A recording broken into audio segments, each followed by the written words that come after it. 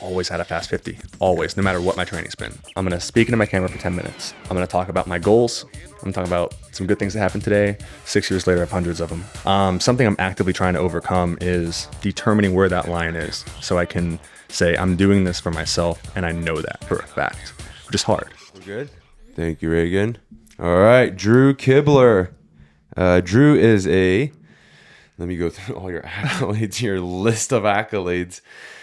Drew was the National High School Swimmer of the Year back in 2018.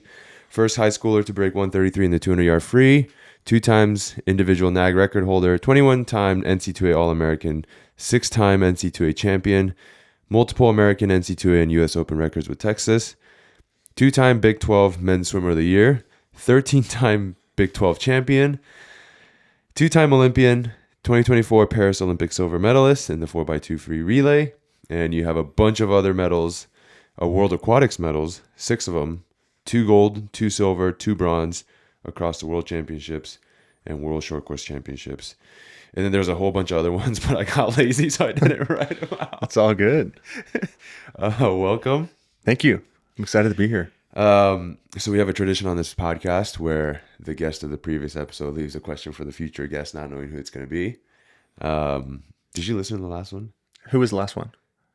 It was Bria. Yeah, it was Bria. I've not listened to that one yet. Okay, so Bria was asking, what is the most vulnerable difficulty you've had to overcome? Oh my gosh. Successfully overcame or like in the act of overcoming? This is a big question. Actually, I don't want to be, strictly swimming on this. And I think that you and I both want to. That's boring. Yeah, but a big part of why I'm swimming again is part of a vulnerable challenge I'm overcoming. And I think that it's that I haven't been super aware of where my desires stop and my focus on what other people's perceived desires for me start. And it's very blended. Yeah. It's gray. Yeah, because I don't want to say people pleaser, but I'm very aware of what people project. Yes. And I'm very aware and excited by other people's excitement for me. Yeah. And so there have been many times where I think when I first started swimming with you on day one, you're like, what are your goals? And I was very hesitant at first because like I want to be very clear on what I want out of this. Mm-hmm. And I'm getting more comfortable every day getting there. But something I'm actively trying to overcome is determining where that line is so I can say I'm doing this for myself and I know that for a fact, which is hard, I think. Do you know where that line is or not yet? Oh man, not yet. Because there's just so many things I like in my life. Swimming is just one small part of my life. I'm kind of navigating this with swimming as a big part of it, but I think it's so different with so many things. I think that oh man, this is a tough one. How about for swimming? Like you're swimming right now. Yeah, that's gotta be for you. Oh yeah, yes, 100%. Yeah, it is for me. Or are you trying to figure out? Is it subconsciously I'm swimming to please somebody? It's certainly because people get hyped for you and you're wanting to people please. Yeah, I think the very act of stepping back was sort of an act of, for me, it felt like defiance because people were getting more and more excited for me. There was a lot of talk with everybody around me about what the 2025 season was going to look like. Mm-hmm. And I was hearing this even before Olympic trials in 24, knowing I'm not going to do this because you guys are jumping the gun.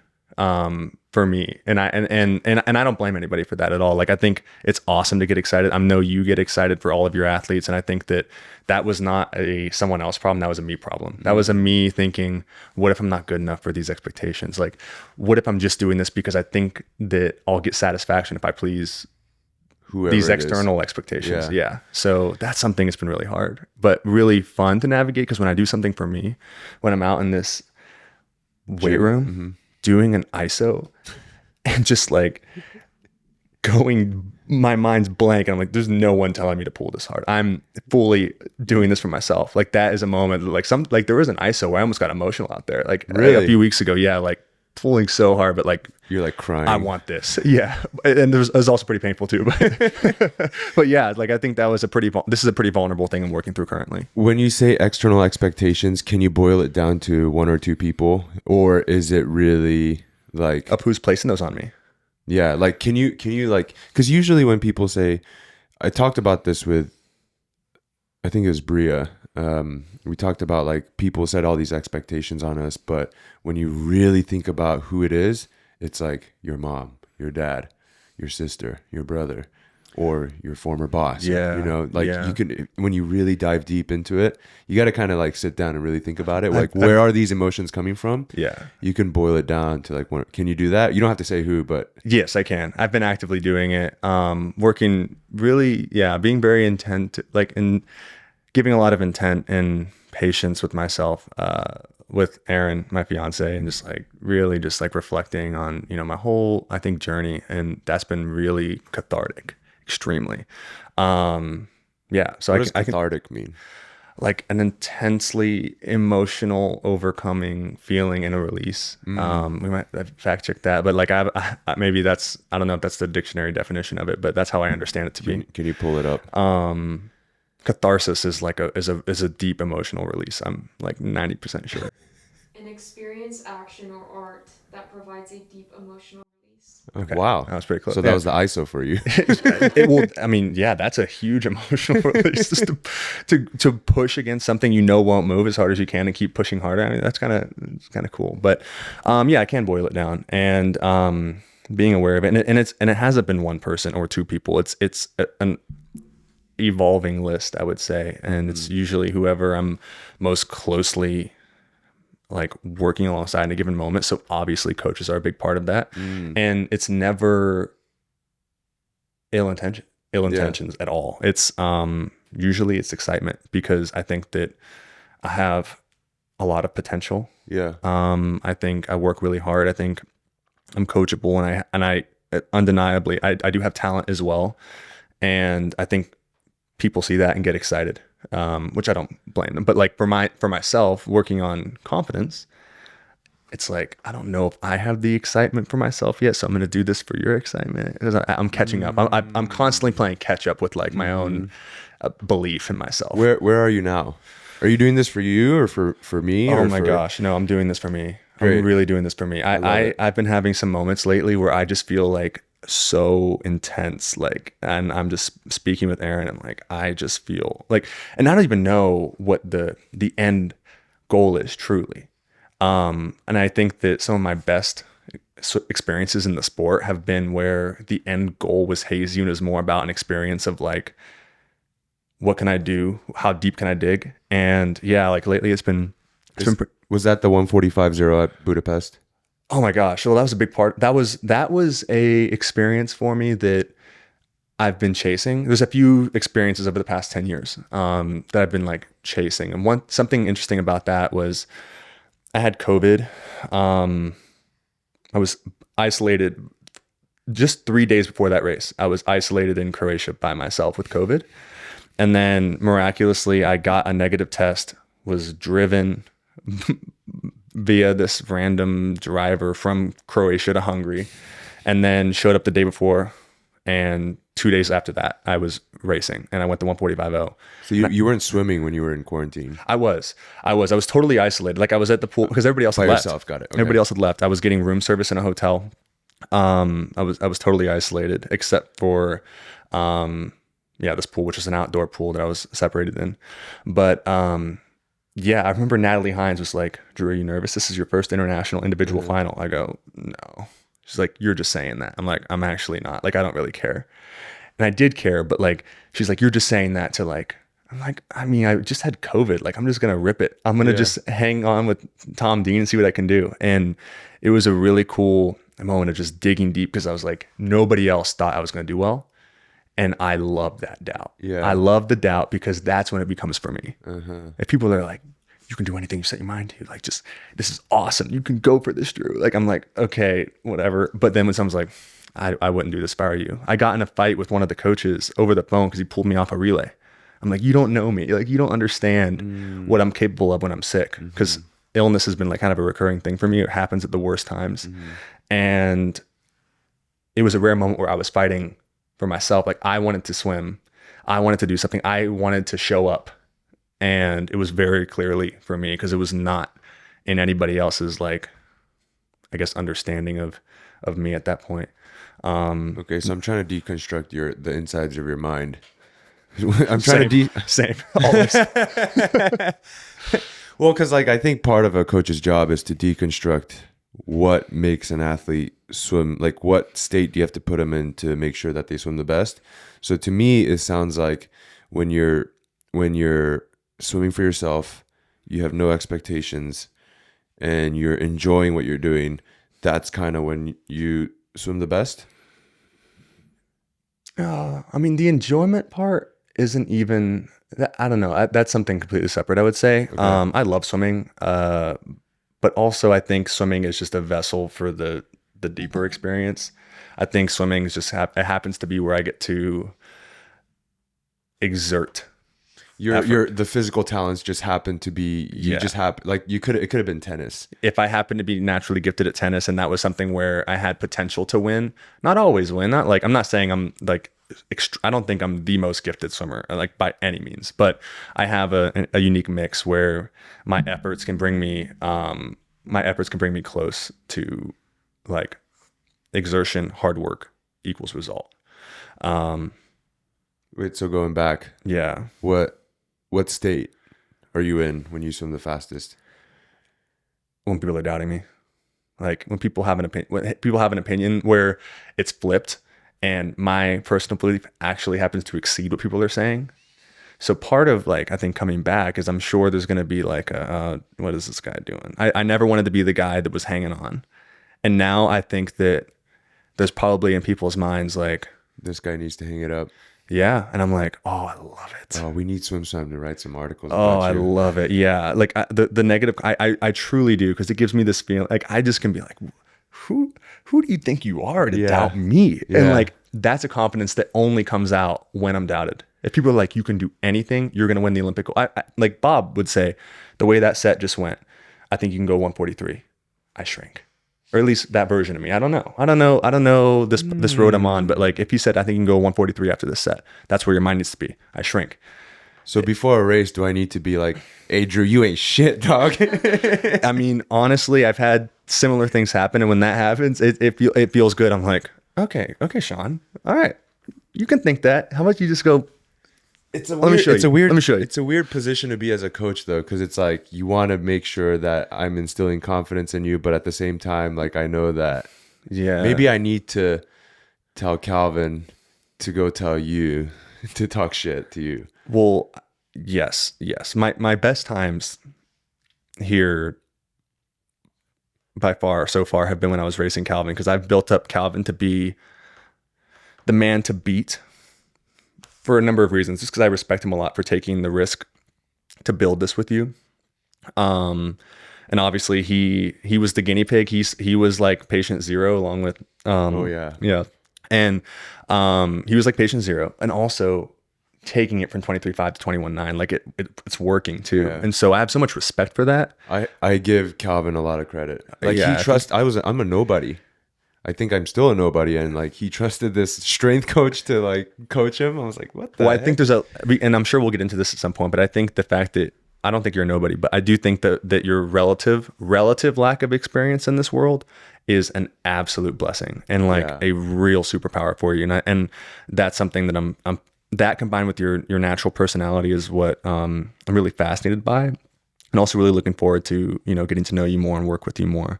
When I'm pursuing Calvin, I get to like, sorry, what? Just the way you said when I'm pursuing Calvin. When I'm like, potential. Yeah.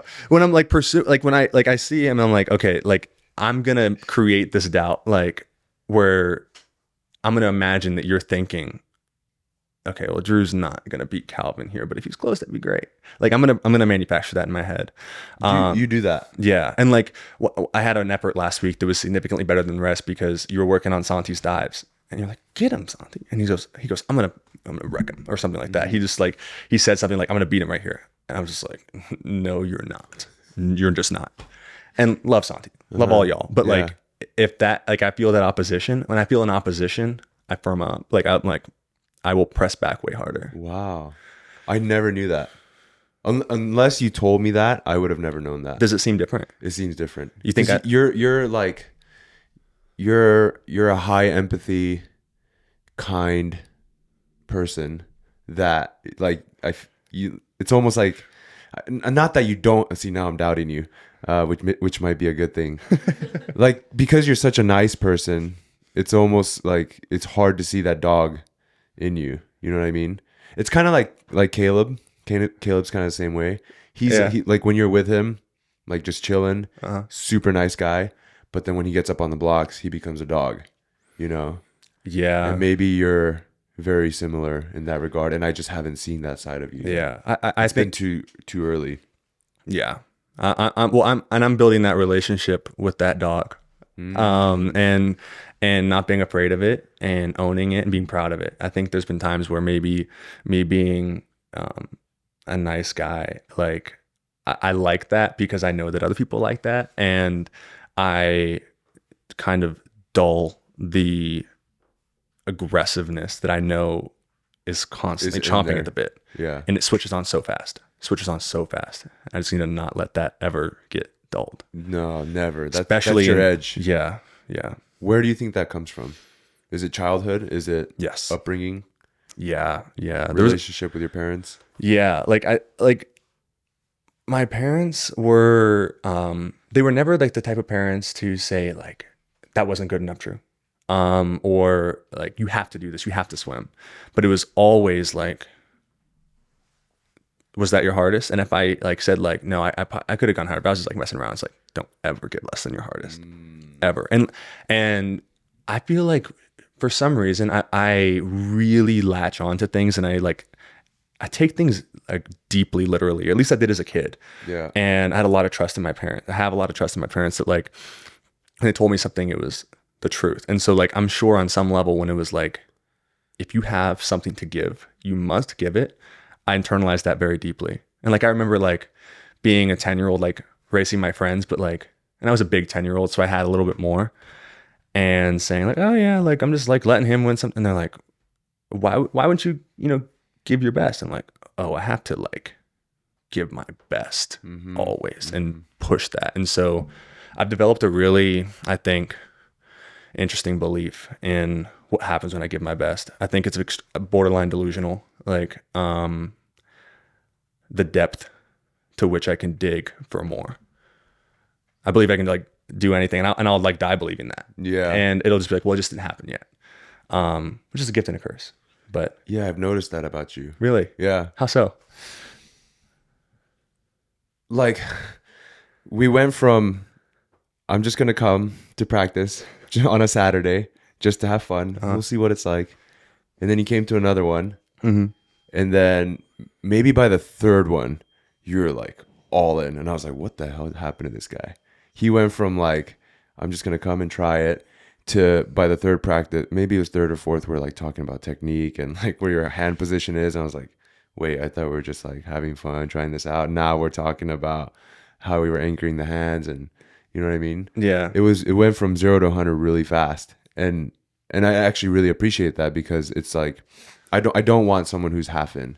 I know. Yeah. I know you didn't. And you're all in, and I was like, whoa, this is pretty cool. Yeah. Yeah. I mean, well, I really struggle. I have like such ridiculously high goals. I've never achieved a goal ever. Because of that. And like, I think I'm already starting to formulate these goals for the summer that are very lofty. I'm not going to say unrealistic, but very lofty. Wait, do you think it's a good or bad thing that you set really high goals that you've never achieved? I don't know why you wouldn't, to be honest. Like some people, like sometimes Aaron will tell me like, oh, like Drew, you're in week 3 right now. Like I went home pissed off the other day, like a few weeks ago. She's like, Drew, you're in week 3. I'm like, which practice was it? I don't remember specifically, but because I've had a lot of these so far. I mean, even after Tuesday where I was getting pissed off on the, because you're going 9.4s. Yeah. Yeah. And you're like, are you tired? I'm like, yeah, but not that tired. But yeah, she said to me like, oh, I just like, you're so hard on yourself. And like, I think if you just kind of like aren't as hard on yourself, you'll be a lot like happier. And I'm a happy person, but I'm like, why would I like sacrifice like this feeling of really deeply being alive and pursuing and digging and reaching for like, that was fine. Like, oh, that was good. I'm doing my best. Like, why? I don't understand that. I don't understand that. I think there's value in enjoying the experience, but to me, that's part of it. Like, I think there isn't really a positive or a negative. It's just more like, what's the word? Maybe like like magnitude. You know what I'm saying? Like, it's not really about like how positive or how negative. It's just about how much. And it's only like a measurement of how much. Yeah. It's not black or white. It's how gray is it? Yeah, something like that. Like I wouldn't ever sacrifice an average that's slightly like on the scale of -1 to 1. I would never want to average 0.25 to avoid -1. I'm totally happy going -1 to 1 and experiencing all of that. So like after you have a if you have a bad practice, then your mindset is let's keep working. It's not like, it's okay, like we're having fun here. Oh, yeah. And I'm really trying to do a better job this phase because there was a time where if I had a rough workout on a Thursday, I would already be prepping Monday by being very not that I'm ever not intentional, but like I'd already be thinking about Monday through Friday morning, Friday night, Saturday morning, all of Saturday, all of Sunday. I'm counting down to Monday to the start of the next week. Like, wait, what about Friday and Saturday practice though? I'm thinking about like, I have to survive the rest of this week and get back on it and like get this train. I was a little bit too intense. I feel like with having to be, to get the train back on the tracks, a little bit too intense versus after Tuesday, it was not that bad, but like I have very high expectations and I was like, you know what? It's fine, but I definitely need to do mobility. And I think that the anxiety part of it, I need to dial back, but the taking positive action part of it, I need to just continue. Yeah. I feel like I probably have a very, very strong belief in how much control I have over outcomes, more than I should. And that's something I should probably work on as well. I have the same thing. But again, why wouldn't you? Like if I have total delusional belief that I have control over outcomes, I would think that over a certain amount of time, I would tend toward more satisfaction with the outcomes.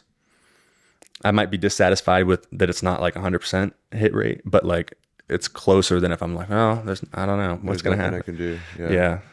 With all things, and sport is a little drop in the bucket of that. And you know that with business. Yeah. For me, it's like someone else does something that maybe is not up to par. And I'm like, that's my fault. You know, I should have, as a coach or as a parent? as a coach, as a parent, as a husband, as a boss. If someone does something that is not up to par, I blame myself. Yeah, I can relate to that. You know, and it's like, I should have told them to do it like this, but then at the same time, you don't want to micromanage them. You want to give them the freedom to do and express and create work and coach how they want, or, you know, create how they want, but it's not quite up to the standard that we want it to be. So I should have, you know, done a better job of explaining to them what the expectation is.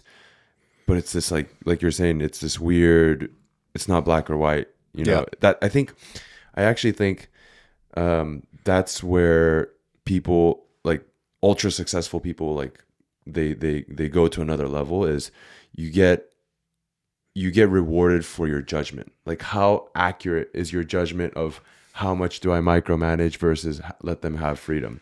Like, if I can be very accurate in my judgment there, then you're going to win. But the people who have poor judgment, who are not accurate in their judgment, they don't succeed very well. Yeah. And I think that a critical part of that is it must remain that analysis, that journey of figuring out the judgment and then the action taken from that judgment must remain either internal or with like-minded people, because you cannot Yeah. put that on people who don't do that. No. Because No. there's nothing wrong with not doing that. Yes. Um, Yeah, because then it's like, well, then you should have told me, right? You kind of get that yeah. attitude from people, and you Or have to like, keep it to I yourself. don't think like this. Like one thing too is sometimes I'll get home and I'll start planning every minute between, dinner and bedtime to maximize that efficiency so I can get the most in. And not everybody's like that. And like Aaron might say, Drew, like, I'm just trying to chill. Like, we don't have to like plan this by the minute Holy almost. shit, you and I are pretty similar. Yeah, I think so too. I've noticed that. Yeah. Just like with listening to the way you perceive things. But yeah, and I think part of me has realized like I'm not gonna. It'll take more energy for me to turn this off than it will to. Yes.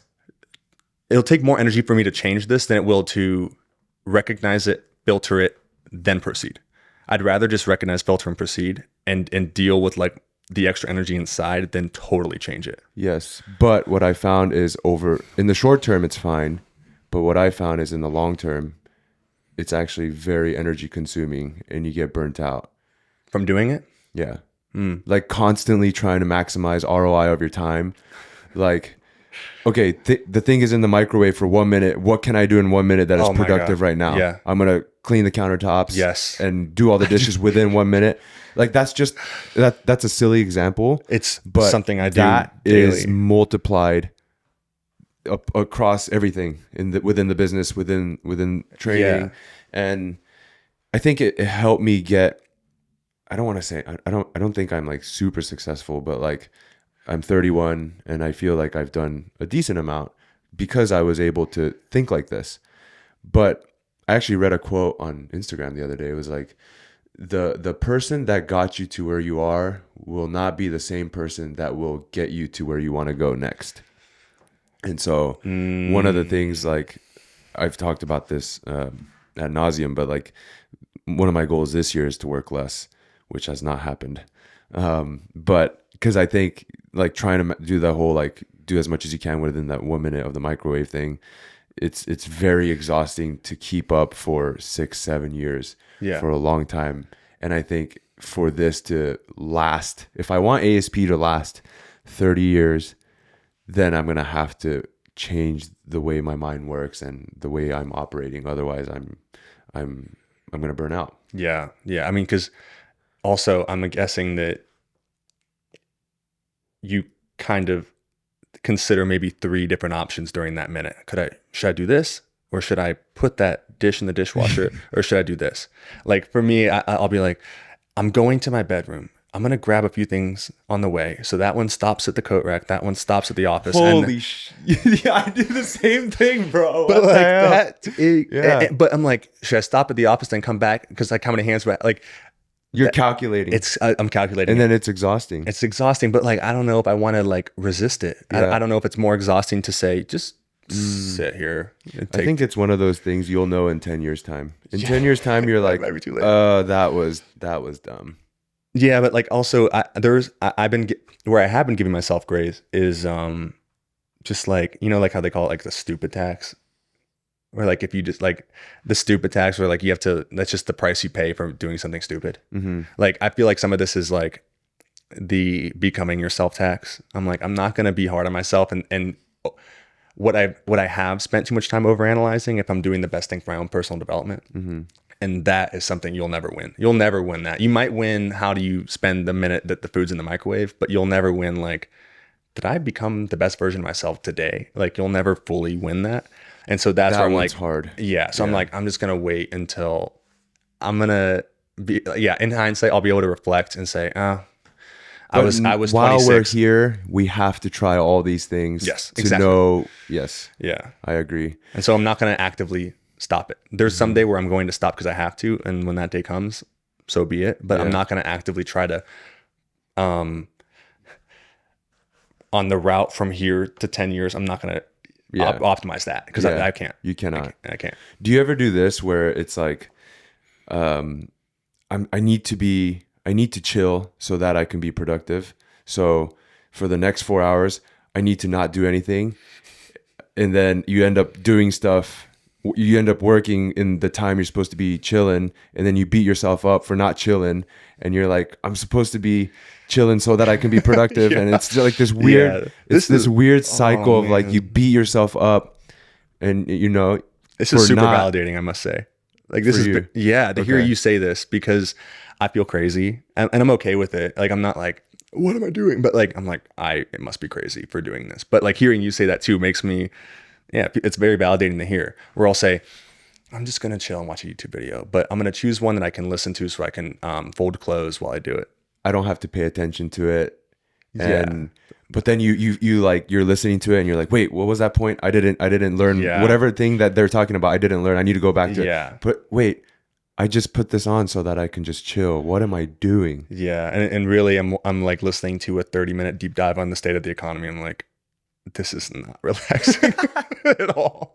Like I love it. It's something I'm very passionate about, truly, Yeah. but like I just need to relax. You need to chill. Yeah. Yeah. Yeah. So That notebook right there, every day, yeah, right there. So I've been doing that since ever since 2017, and it's like either the day before or the morning of, I have to fill it with to-dos. You should show them. Oh, should I just show? Yeah. So like, it's been a habit since 2017, but you like, that's your to-do list. it's my to-do list every single day. I should have brought you my daily to-do list notebook. Wow, we could have compared Yeah. our to-do lists. Yeah. But it's like, you can see every day must be filled, and I must complete it, or else I'm a piece of shit. Yeah. Yeah. And for me, my issue is I put so much in and I'm like, this is going to be the most productive day ever. Yeah. And then And then you don't do it. the weight of that is heavy. Yeah. And then I go into the next day doing stuff from the day before. Yeah. I think I love to-do list books because I think that's like just about one of the purest forms of like, that's an object that is so Sean Cow, Is it? you know, like that's Yeah. what you've been doing every day for years. Since And- 2017. yeah. And like, that's you. Like, Yeah. like a journal is very personal and Yeah. vulnerable, but like, To-do. It's That's not even you. a journal. There's some journal stuff in there, but it's mostly, that's what I'm saying. But like, what are you doing every single day? yeah. And what does that mean about you? I think like I finished I fully filled out a notebook that was my to-do list notebook, and like I treasure it as like myself embodied in an object. Like I think it's kind of interesting to see what you do every day. It's also a curse though, because I heard Chris Williamson say this. I don't know if Not he familiar. does the Modern Wisdom podcast. Oh, yeah. He calls it productivity debt, which I like that term. But every morning you wake up and you reset. So you clear the to-do list, and then the next morning it's there again. And it's a debt that you must pay back before you can relax. So like I can't do shit for me that's enjoyable, fun, relaxing until every single thing on here is complete. And if it's like halfway, if half of the things are checked off, and I go enjoy myself by having a workout. This is something I'm actively working on. I go work out. The entire time I'm working out, I'm like, I should not be doing this. I feel so guilty. But actually that part, the working out part, I've actually overcame. I'm like, I'm fine with it. Because that's like, productive. I actually have to work out. Yeah. It's actually my job. But if I go, not that I would do this, but if I go watch a movie or watch a YouTube video, I'm like, I should not be doing this. This is Yeah. It's just like You a know? guilt, and that weighs on you, and it compounds. Yeah, that debt. Do you have systems within your to-do list that you use, or not really? I've experimented with a lot of different systems. I've tried to. I'm curious. I love, sorry, sidetrack, but No, you're I good. love notebooks. I love pens. I love backpacks, and I love operating systems that Oh help me man, yeah. optimize. Yeah. Like to purchase that backpack, I must have watched like 30 backpack review videos so I can know exactly, the system, and like, Yeah. I could put this there. Yes. It's like, Yeah. I could be so productive by having that there. Yeah. I do have systems right now because I'm driving more. Because I worked from home before I started this, and like that's an hour and 30 minutes at least a day that I don't have anymore. I've built a daily log structure. Like it's actually kind of codified in like it's called a JSON file. If you know anything about code, I don't. but like I'm basically just like voice talking in about a bunch of different topics in my life. It's not for my to-dos, it's more for tracking progress in different things so I don't lose track of everything I'm trying to do. So there's a swimming one, there's a So you just speak into it. yeah, to speak into it, and then it extrapolates it into the system that I understand that's structured. So I can, especially when like right now, like with swimming, like that's a huge thing. It's taking a lot of mental energy. If Yeah. I can kind of Dump it out. that's going to be really therapeutic for me to be able to know that it's still there, but like it doesn't come back until my car ride the next morning of like that over analysis part. I can like say, okay, now for this evening, I'm gonna do a lot of mobility because that was something I said I have to do now. But there's not going to be several hours of the evening where I'm like, there's like all the ramifications of everything that's going to happen with swimming now that I'm in this different body, this different age, this different training style, this different event. That stays in the voice memo daily log. So AI is it AI? Yeah. And Well, I'm just doing like a voice memo and then copy the transcript of that voice memo. It's kind of like free association. I'm just speaking out. Yeah. I know what I need to hit, but and then I copy that voice memo and it structures it for me. And You forget about it. yeah, So what do you do with that? it goes into a file. I keep in my Google Drive so I can access it anywhere. Talk to me about I actually had this in my notes that I wanted to hit on. It's actually at the end, but I'll pull it up now. You used to do the daily stream of consciousness thing, I still do it. or you still do it? Yeah. Tell me about that. Yeah. So I don't remember how much I told you, but yeah, during COVID, I lost all of the structure that was keeping me like sane, I guess. I was going through a lot. I was just like really depressed. And then the one thing I had like during my sophomore year at Texas, it was a really tough year for me. And then at the one thing I had going for me mentally was NCAA's this year is going to be awesome. We have the best team we've ever had. All cylinders are firing. It was a good team, really, really good team. Now it's gone. Now I'm home. I flew home the very next day after it was announced. I'm like, I got to get out of here. And I'm just like a zombie. I'm like, oh God, like what do I do? Like the very opposite of this, the furthest thing from this optimized version of myself that I am today. Yeah. Or at least the attempt of it. And I was laying in my bed all day one day, like probably 2 weeks in. My dad came in, he's like, hey buddy, how's it going? Like, you don't seem like yourself, like obviously. Like he was just like kind of like lightly like Probing. Yeah, probing. And I'm like, I like woke up. I'm like, ew, what am I doing? Oh my God. Like do I have any sort of like what am I doing with this? Like, you know, I'm alive, I'm healthy, I'm good. What am I sitting around for?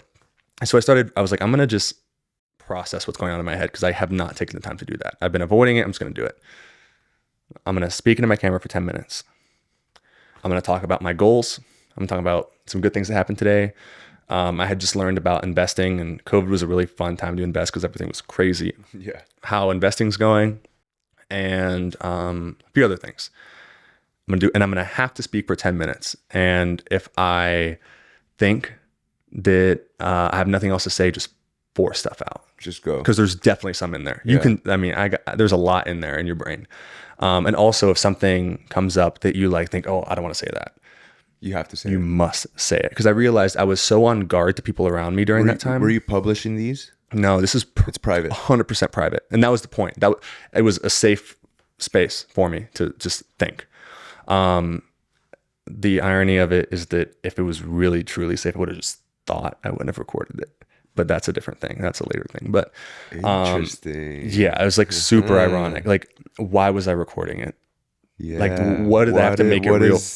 What's behind that? Yeah. But anyway, so I was like, I've been so on guard with everybody around me. I just want to, I'm being on guard with myself now, and I need to get over that. So I did it for 10 minutes that day, and it felt really good. And I swear the very next day, like, some friends that I like were like, oh man, I'm not even hanging out with anybody. Like, I'm just alone here. Like, they reached out, and I was like, I think there's something about this good energy I'm putting out that, like, I don't know, maybe it's coming back to me or something. Anyway, 6 years later, 6 years. yeah, that was March of COVID is when it started. 6 years later, I have hundreds of them. hundreds. I mean, I want to say like, I don't know, thousands and thousands of minutes of just rambling to myself. Did you do this partly because are you constantly thinking about the situation that you're in and like how you should craft your words? Oh, I shouldn't have said this. I should have said that. Yeah. Are you very Yeah. And like I was a psychology major. I believe in therapy. I believe in journaling. And so that was something where, because I was so tired and overwhelmed, it started with, this is gonna be my substitute for journaling right now.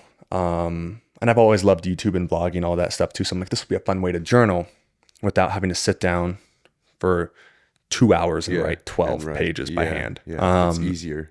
Yeah, I can get out all the words. And also I can't think about how it's coming out. When you're journaling, it takes a long time to write by hand relative to just... Right. Because you got to make sure the grammar is correct, the punctuation. Yeah. And you're already thinking about how the next sentence is going to be structured, so it makes sense to maybe your future self if you read it. And also, one of the promises to myself at that point, it wasn't even a promise, it was like, I just don't think I'm ever going to watch these ever again. But yeah, so, and it felt good. It felt good just to say it, and especially just to parcel it up and let it go. And then so the rest of the day, if I don't know, if I went for a longboard ride, I wasn't in my head thinking about all the things I wanted to make right in my life. I was just like, because it was already out. It was already completely out. And then once I stopped record, like I didn't think about it at all after that. And similar to just journaling. Like when you're journaling, you're kind of like, whew, shut the book. Yeah. Go on with the day. So yeah, I did that for 6 years. Do you ever watch them back? Yeah. I mean, in the past 2 weeks, in the past 2 months, I've started watching dissecting them. Yeah. And that's been wild. It's crazy, huh? And and when I kind of started to really piece it together and be like, what has happened to me? Like, it's kind of cool. It is cool. It's you really see the transformation. Yeah. Because you watch back and you're like, oh, I know exactly what I was thinking here. I can tell from my body language that, oh, I was not confident here. Oh my gosh. Yeah. The very first one, there was like smudges of dirt on my face. I'm not sure why. Like I just was like dirty, and like I kept looking over my shoulder because I'm like, is my sister gonna come in my room, or is my mom gonna come in my room? Like, and no one knows that but you. But when you watch it, you're like, oh, no, I'm saying it. I have to say it. That's a part of it too. I'm like, I hope nobody comes in here. Maybe I'm just insecure. Like, am I embarrassed? Like, that's part of it. Is like I have to like say these things out. Yeah. And like I can't filter. Why did they record it? I don't know. But it was very helpful for me in my life. And there was one point where I had to fully stop it because I was like, I think I'm creating an echo chamber for myself. And I'm much more comfortable being vulnerable here than with like my best friend. And I probably shouldn't do that. So there's one point where I'm like, I'm done. I took like a year off, and then I started back up just every once in a while. But like it was, I haven't done it daily since, but every once, like one of my most recent ones was on the way to the Monday practice, where I haven't missed a day since. Because I went that first Saturday, the next week I went on a Thursday, and then the next Monday was my first day, or I showed up on a Monday and I was like, I'm going. So that was one of my last ones. I'm like, that is a really cool, like I want to talk about this to myself. Yeah. And so celebrate. Yeah. And to celebrate this moment of overcoming, wow, actually, this isn't about what I think is like the point of, moving on from swimming. Like I actually just want to keep swimming, and I'm going to go back to practice, and I'm going to do this. I'm going to be brave and do it because I want to. And so like, it's also kind of like a moment of like recognizing my own experience. What's going to be cool is when you watch that back in 2028 and you watch that and you go, whoa, that's what I was thinking. Yeah. Yeah. That's my thought. And I think there's something to this too. Have you noticed that like, have you seen that like successful people tend to have like videos of them way before they're successful? Like Genius by Kanye, the Kanye trilogy. It's a Netflix trilogy of I don't know what you're talking about, but I know where you're trying to go. He hired a guy to follow him around for like decades. Yeah. Well before he was famous. And like Conor McGregor was kind of the same way. Isn't that weird? And like you become the star. You feel like you have to succeed because you're like the star of this, like your own show. Yeah. Like obviously I didn't have somebody recording me, but like there's a part of me that wants to do my current self-justice when I get to like look back at myself in the future. Like I'm rooting for myself. Like when I record this in spring of 26, I'm rooting hard for August of 28 Drew. Whatever that person's doing, if that person's on his way to the Olympics, that'd be awesome. Who knows exactly what will happen, but I'm rooting for that person hard, and I always have been. Yeah. Maybe not always. I think that's partly faith too, right? Like not in the religious sense, but just like knowing that it's gonna. Yeah. You know in your bones that it's gonna work out. Yeah. It's funny because when I started ASP in my parents' garage gym, I have this piece of plywood, this 2x4 plywood, and I had everyone sign it. Everyone who trained there sign it because I knew one day we were gonna open a gym. And I was like, one day I'm gonna frame this. It's actually not here. I should frame it. I want to see it. Yeah. I haven't framed it because a lot of the Sharpies just kind of like faded away, so you could barely see it. But I should bring it in. But I knew from the first like 3 clients that I trained in their garage gym, I was like, hey, can you sign this for me? Because I'm gonna put it in my gym one day. I love that. It's a little bit cocky, but like you almost have to.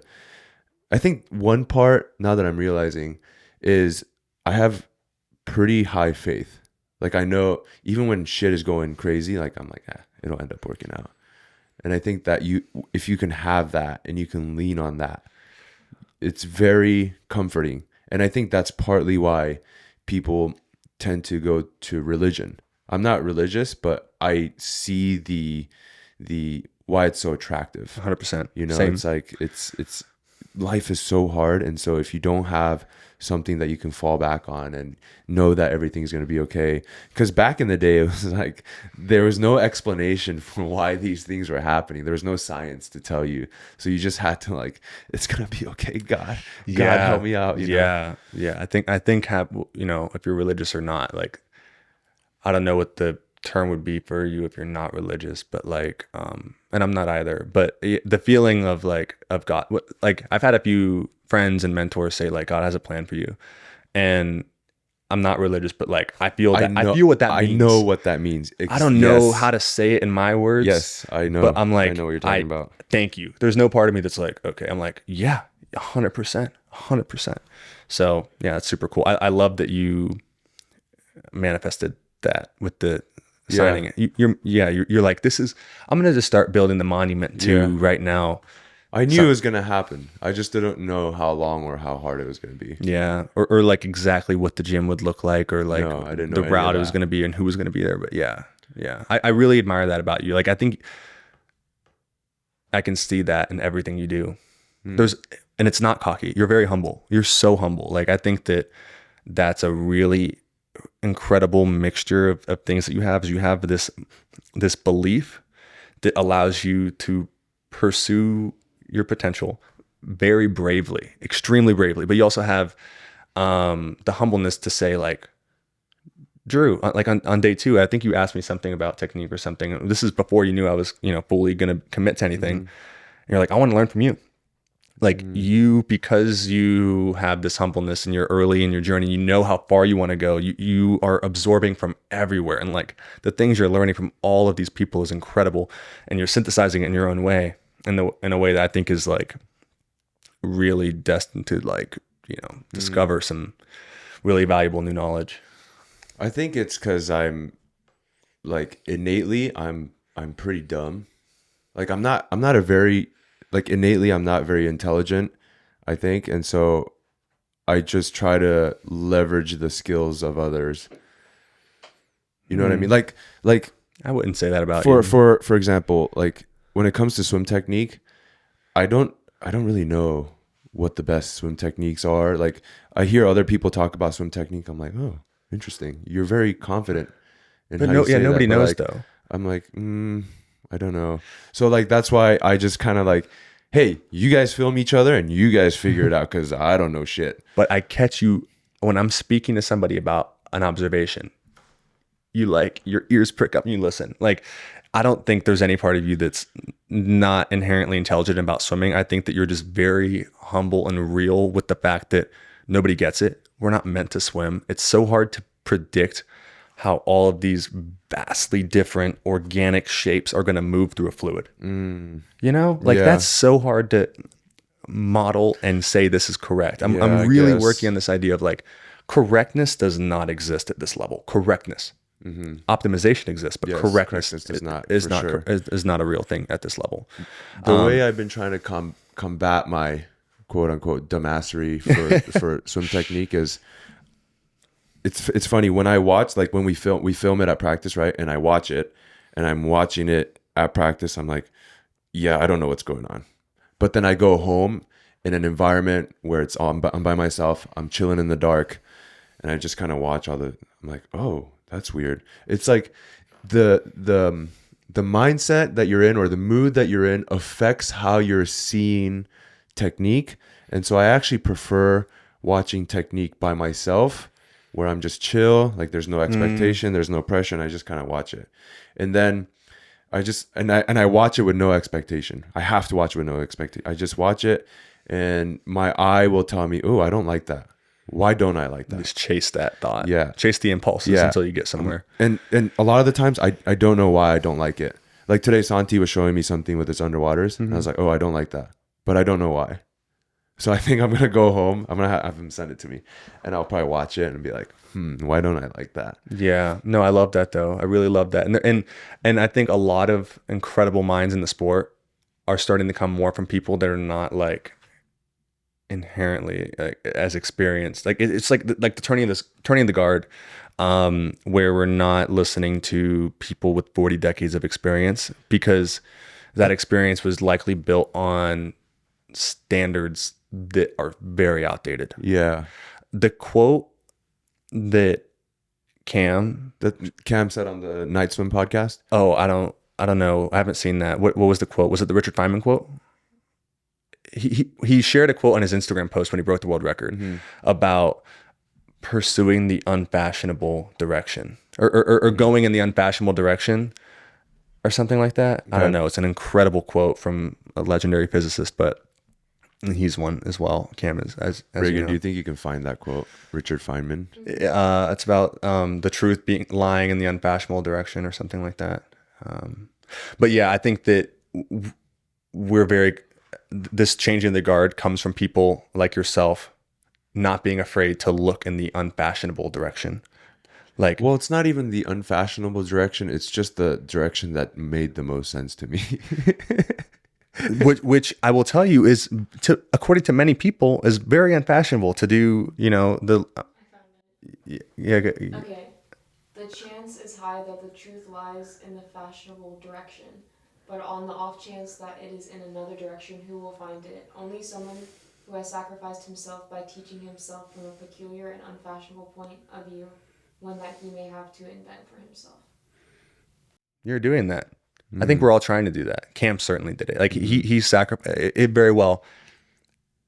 He shared that quote. I don't know him, and I don't know what it means to him. But like to me, I read that, and I think a large part of that is why I was here. I'm like, maybe the truth for me is like 90% in the fashionable direction, but like there might be a little bit more truth in this unfashionable direction that I've never explored.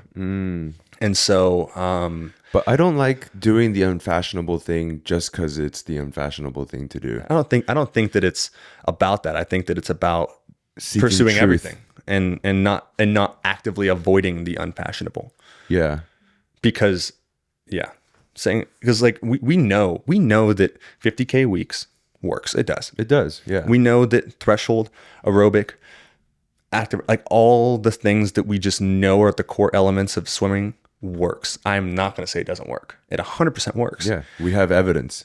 And arguably more evidence, more evidence than the way this training works. Yes.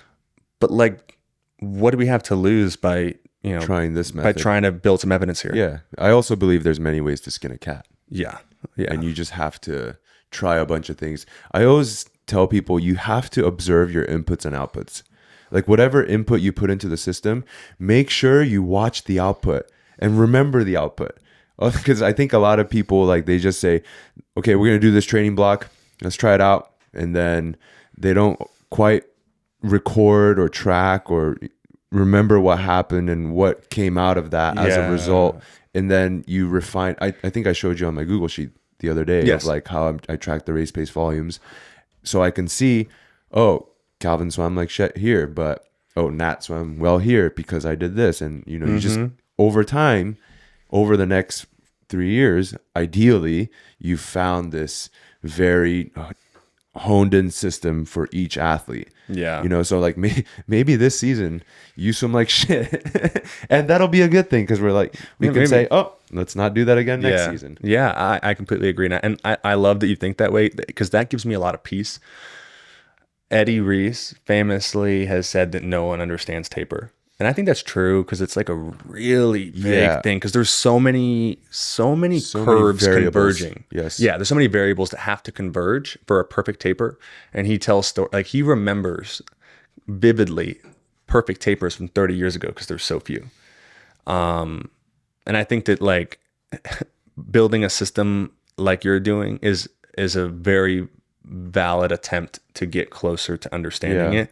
Just because you have so much data. At least understand the things that you can control. There's a lot of things that you don't have control as a coach, like what are your athletes eating, how much are they sleeping, like all that stuff I can't control, but I can control the race pace volumes. Yeah. And at least that I can have concrete evidence of how we did it and how we decide to move forward. And now we have AI, and so like we're gonna have I don't know if our interns know this yet, but I'm going to do an internship project where I want to build, and Santi was actually talking about this, build an AI database of everybody's, like everything that they've done and just have it in there. So I can easily, hey, what did Drew do on April 30th? Oh, I'm building that. I'm building that for my own data. Yeah. Okay, so it's not that special. No, I think it's helpful. And obviously I think that what you'll be doing is looking at the patterns between between Drew's experience and Santi's experience and Calvin's experience and Santo's experience, like across a bunch of 50 frees, what were all the differences, and then what is the truth that lies between all these gaps. And the principle, and AI is good at, like, AI is not smart, but it's great at pattern recognition. It is, and that's what you need. Is kind of honing in via pattern recognition. Yeah, a lot of like I work with my race data. It's kind of like Time Drop, but they send us back the report, and then I'm lazy. I don't want to like read through everything, so I just send it to Claude and I ask it, hey, what are the trends that you see? And then it spits out, the 35 to 45 meter time was actually different, and it's you just save time that way. I think it's a really, really valuable tool, and I love that you're very intentional with. We were doing Zen and I were like, and Santo were experimenting with the ISO presses. Yeah. And I was like, we should do this. And you're like, but why? I'm like, because it's like a swim stroke. And you're like, okay, but then like, what next? Like, it's cool to track. Oh, but it was the data thing. Exactly. Yeah. And you're like, well, how do I actually use this data? What's the input to this output? Yeah. Actually, I did kind of learn something that day though. Oh yeah? Because so Santo was like 260 Newtons or something like that. Mm-hmm. And Zen was like 150 Newtons. Mm-hmm. And we kind of knew this. Okay, so I actually have to backtrack a little bit to give context. So I believe like exercises are categorized into mechanically advantageous and mechanically disadvantageous movements. So for example, a row like this, it's mechanically advantageous. Like you can pull a lot of weight. Mm-hmm. Mechanically disadvantageous movements would be long lever movements where the weight is far away from you, right? And so like swimming is actually a mechanically disadvantageous for sure. Movement where you have to create surface area. Yeah. And so like a straight arm pull down, L-sits, front levers, they're all very, very mechanically disadvantageous. And so when Zen came in last September, he was doing pull-ups with like 150 pounds, but like he wasn't pulling a lot of water. So I hypothesized back in September, I was like, oh, I wonder if you're like weak in mechanically disadvantageous positions. If I were you, I would just train front levers and straight arm pull downs and do that kind of stuff. And I didn't really think, or maybe I did test his shoulder press, but I didn't like put more thought into it until that day when we tested, and he was 140 or 150 Newtons and Santo was like 260. I was like, whoa. Okay, so like my hypothesis of you need to train these disadvantageous positions was true. And so now I'm actually thinking in real time right now. I was like, maybe we should track the shoulder ISO-I, and then that gives me data into how much advantageous versus disadvantageous movements I program for somebody. How do you, isn't everybody inherently worse at disadvantageous? Yeah, of course. So, But it's relative. Like, for example, Santo's 260, Zen is 140. I think, would you have to track it alongside a comparable advantageous movement? Yes. So like Yes. maybe because- like, I don't know, here versus like some no, sort of you like, just I take don't like know. the pull-up number. So for example, like if their max weighted pull-up is 20 pounds, then it's like, okay, that bucket's not even full yet. Don't even worry about this stuff yet. Just worry about getting your pull-up number up first. Because Santo can't go as high as Sen in the pull up. No. Probably not even close. Yeah. Well, because he has shoulder stuff going on. But like, yeah, okay, that makes sense. But he's so much better than Zen. And Yeah, in that. So I was like, oh, interesting. Because Zen is doing like 70 kilo, 150 pound pull-ups. So I was like, okay, we don't need to make that stronger. That's strong enough. Right. I've seen him break down I've seen him compensate to make something disadvantageous become slightly more advantageous. And then remember the straight arm pull downs, he was going a really heavy weight like this. Oh, with his shoulders back, and you told him and I said go like this, and it just gave way. And I Yeah. think that's really interesting. Yeah. I like that breakdown. That's interesting. This podcast did not go the way I thought it was going to go at all. Like I have notes right here, but I did not touch any of them so far. How do you think it was going to go? Like, what was in your, like, overall, if you had to describe like your anticipation? Like what we were talking about earlier, Drew must have looked at my notes because like you've only been here with us for maybe 4 weeks now. This is week 5. This This is the start of the 5th full, or near the end of the 5th full week. So this is the end of the 5th full week. yeah. So like that first Saturday was like 7 weeks ago. Wow. Yeah. We've been hanging out for that long. Yeah. But I still feel like we haven't had an because it's been kind of busy. We haven't had an opportunity to like sit down and like really talk. So I was going to say at the beginning of the podcast, I'm very excited to dive into like your story. And the plan for the podcast was to go over your story, like Carmel, Texas, ASU, which I guess we can get into now. We can get into that, yeah. Because I feel like just like hitting a similar like a connection like the microwave and the optimize hitting that, I'm like, oh, I know, like you know what I'm saying. That's but true. like there's some of the other things that you were. I am anticipating. curious, like what your experience at Texas was like, and what your experience at ASU was like. That's a really. Is that too broad? I mean, yeah, a bit too broad. What was Eddie like? Oh man, my relationship with Eddie has been, and I don't know if he would know this. Actually, he doesn't know this, but it's been on opposite sides of the spectrum. I've experienced both sides. Okay. When he first offered me the spot on the team, I was so overjoyed. Actually, I think Eddie, I didn't give him enough credit. He definitely knows this. He's very, very wise, and he has seen a lot of people come through. He knows this. I'm going to take that back. When he first gave me the spot on the team, I was absolutely overjoyed. I took one trip.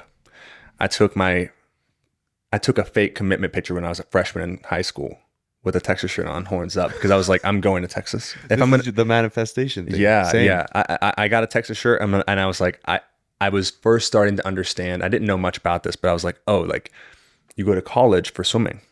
I didn't really know that. And when I got a Texas shirt from somebody as a gift, my uncle, I took a photo of it, and I was like, I'm going to go to Texas. And so when he offered me the spot, thrilled out of my mind, I show up, so ecstatic to be there, and so much respect for Eddie, so much respect for the dynasty, so much respect for everybody in the team. Like really, really felt a lot, like very lucky to be able to be a part of Texas. And then COVID happened, and the team dynamic changed dramatically, very dramatically. People had very different COVID experiences. I stayed home for the whole summer. I didn't return until late August. Some people stayed there and grinded in a very, very tough environment, like a crappy pool, bad chlorine air, 8K workouts. Like, we got to stay fit during COVID, so because everybody else is trying to stay fit, so we can't let anybody get ahead of us. And I spent the whole summer like hanging out on a lake, just like drinking beer and just like, oh, this is amazing, right? And I came back like, oh, I'm ready to work. Yeah. And I'd been working hard, like on a rowing machine, but like nothing like what these guys are putting in the pool at least. And it was a very divided team after that, and there was a lot of tension. We won NCAAs that year, but it was strange because there was like this awkward tension of people that were very excited to be there and people that were very tired from COVID. They were drained, and I don't blame them. It was hard. And then so I don't know if that tension in the team was the start of my tension with Eddie, but I started getting this feeling of like, I am not doing enough. Like, I have to be more, I have to do more. The pressure of like the Olympics was really tough. Because he believed in me so much, there were a few times where he believed in me to the point where I found it insulting, which is so strange to say, but like, I made the team in the Olympics. I got in 2021 after winning NCAAs that year. I got third in the 2 free. And then the next day, I was up all night texting Jake Mitchell, my Carmel teammate, and because he had just won or qualified in that time trial in the 400, and we're like, we're going to the Olympics.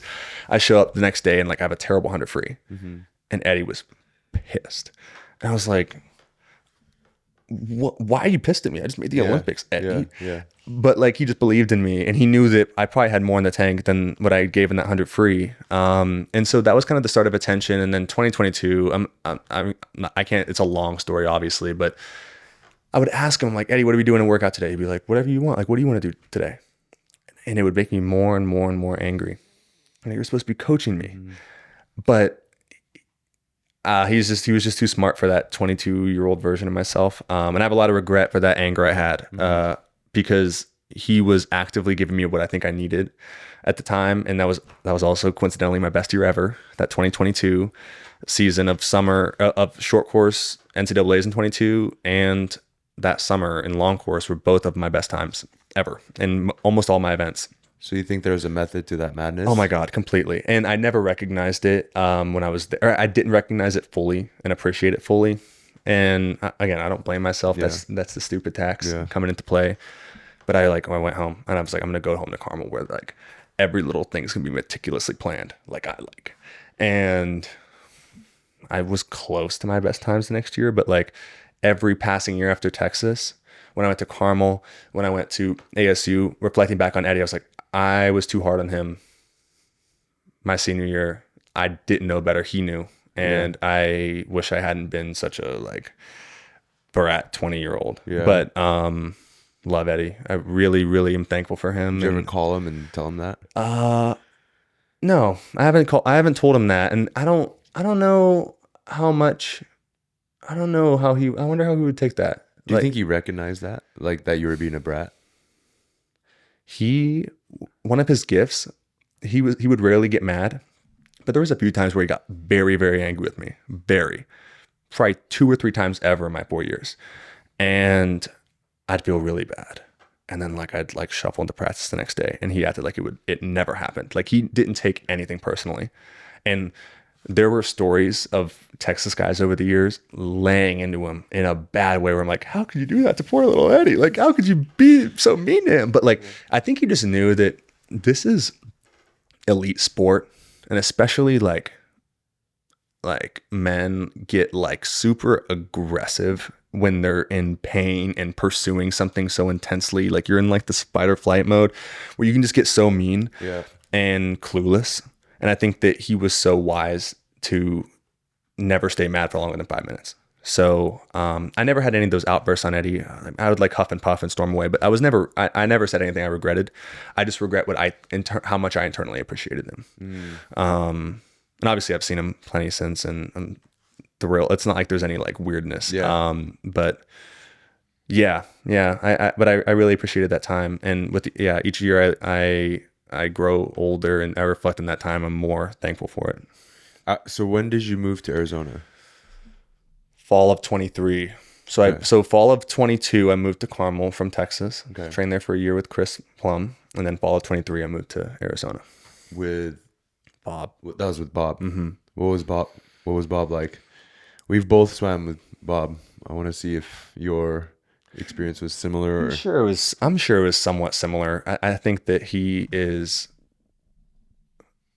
I don't know. I wonder what he would say about this. If he were to listen to me say this, what he would think. I think that he is really comfortable being himself and being vulnerable and open with like, I am who I am.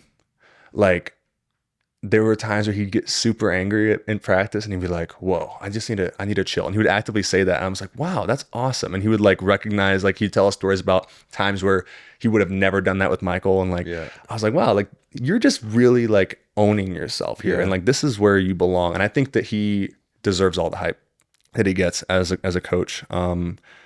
Incredible coach.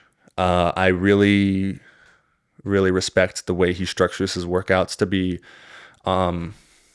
like psychological warfare. Like it's like some of it's actively designed just to break you and to see if you've got what it takes. Like I feel like people in general rarely like have to like go in and think, can I survive this? Yeah. Like we just live really easy lives as modern humans. Yeah.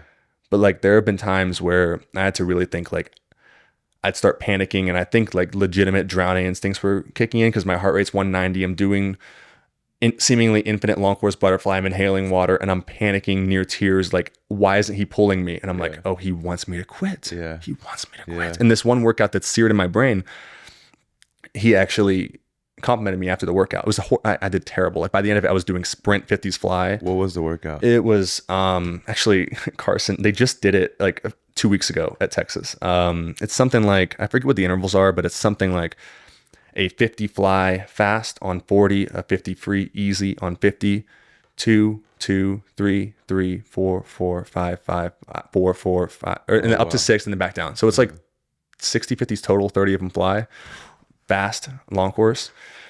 And on 40, oh my God, by the end of it, I'm going 37s max fly. So that's enough to breathe and then open turn and then sprint. And like, it was horrible. And then we finished the workout and he says like, that was unreasonable. That was an unreasonable ask. I'm aware that what I just made you do, and we would have team meetings after the end of every workout. And he goes, I am aware that was very unreasonable. But you know what else is unreasonable is the effing Paris Olympics. Drew is never going to have to do anything like a 2 fly. Like that set was not because Drew has to do a 2 fly, but he stepped up and he did it. And I almost started crying. I did later. I did later in the day. I was like telling the story. I'm like, and then he said this. And like, I was like, I get it. Like, you're just like, and I thought about that set walking out because I had a really bad panic attack before the finals in Paris. Really, really bad. And I thought about that set and it helped me. And it wasn't because it made me finish a 200 free better. It didn't help my last 50 to 2 free. I mean, maybe on some small level, but like it helped me walk out standing with a little confidence. taller. Yeah. So I have a lot of respect for Bob, and I really appreciate my time with him. I wonder, you know, what it would have been like if I had, you know, gotten to know him a little bit more and he would have gotten to know me and we would have spent more time together. But there wasn't enough time, and I needed to take a step back for myself. And because then after Paris was when I was done, and we were talking about, you know, Because he left in 2024, right? Yeah. April 24. Yeah, is when he announced to leave. Yeah. So then were you swimming with Herbie Oh no, I was in an Airbnb the rest of the summer in in Austin Oh, you moved back to temporarily. Yeah. So like, Okay. yeah, he announced it in April. We were at the Olympic Training Center because we spent 3 months up there. And then he announced it. And between our prep meets and trials, we were in Airbnbs and moving out of our Phoenix houses. Wow, Chaotic. that's a wild time. It was a wild time. And I was numb. I was just like, Whatever. Exactly right. Exactly. And then it all came out and it kind of got me later. Yeah. Because there was this one time where Erin was so sad. She was like, I can't believe this. Like, because it felt like everything was just perfect. Like we had a really cool crew Yeah. in Tempe. It was super cool. And a really rare moment of like a bunch of things converging, and it just felt great. And then Bob left, and it was like it just disintegrated. Yeah. And I could never blame Bob. I mean, it's a dream. I've heard about him talk about that. Yeah, the whole thing. It's like getting a seat in a Ferrari F1 Right, car. Like right. you have to take it. Yeah, I don't you have blame to. him. But yeah, really, it was hard for a lot of people to like do this, and I was like trying to just like not let myself feel it. But then it, like, you know, it always comes back. Yeah. But I had to just get through, you know, that summer. It ended up working out. Okay. What do you mean? Like you made the team, Yeah. or did you want more? I wanted so much more. Okay. It didn't work out. Okay. Sorry. No, don't be sorry. It's all part of the plan. Yeah. Did you train with Herbie at all? I trained with, I mean, not really. I took like a few weeks off after Paris, and then I wanted to swim US Open in December. And so I swam 3 times a week with Herbie, just really like not taking it seriously, not taking it seriously, but like I knew that it was pure maintenance just so I could like honor contracts, and I wanted to finish it out casually and just experience swimming for the sake of swimming. And then US Open ended up being a really bittersweet feeling because I was like, oh, this was actually a really great experience. I haven't had an experience this good in a long time. And now it's done. Because you weren't taking it so serious, and it was like, this is for fun. Yeah. Like having conversations that I would have never had before, like at the pool. And my last race ever was a 100-yard free final on the last night of the meet. And this coach that was there with one swimmer, I forget what school they were from, was sitting next to me. And I was there by myself. They were there, just them two. And they're like, hey, no breath the first 25 of this 100. I'm like, why? They're like, who cares? Why not? Just for fun. And I ended up going way faster just because I was like, whatever, let's see what happens. And I'm like, oh, like, are you able to have like fun and swimming like this? I didn't know you could do this. Do you think you can take segments of that and combine it with like some seriousness and then mold this new Drew Kibler that has experienced both sides of the spectrum of fun and seriousness, and then you make this incredible superhero? Incredible superhero. I mean, that's the goal. I don't know though. I think if I had to say right now, I think yes. And I think it's not necessarily doing it both at the same time. I think it's taking that fun part and flipping that switch when things aren't perfect, and then taking the really intense aggressive part that's purely for me and flipping that switch when I want and need to dig deeper, and then kind of adjusting those levers as I move through challenges, and being aware enough and patient with myself enough to know, okay, this is a time where I need to not take myself seriously. I don't have to optimize. There's nothing to optimize. I just have to shrug this one off. I have to absolutely turn on the rage mode here and just rip, like, and just toggle it's that. having extreme self-awareness. Yeah. You have to have extreme self-awareness. And so I think that I'm getting better with my self-awareness. But to answer your question, I don't know yet, because I have to kind of put it into practice. Like I haven't done a meet yet. Like I'm so stoked. I'm stoked too. I'm really stoked too. But I felt parts of my old self come out for that first 50 we did, where I got my ASPA cut.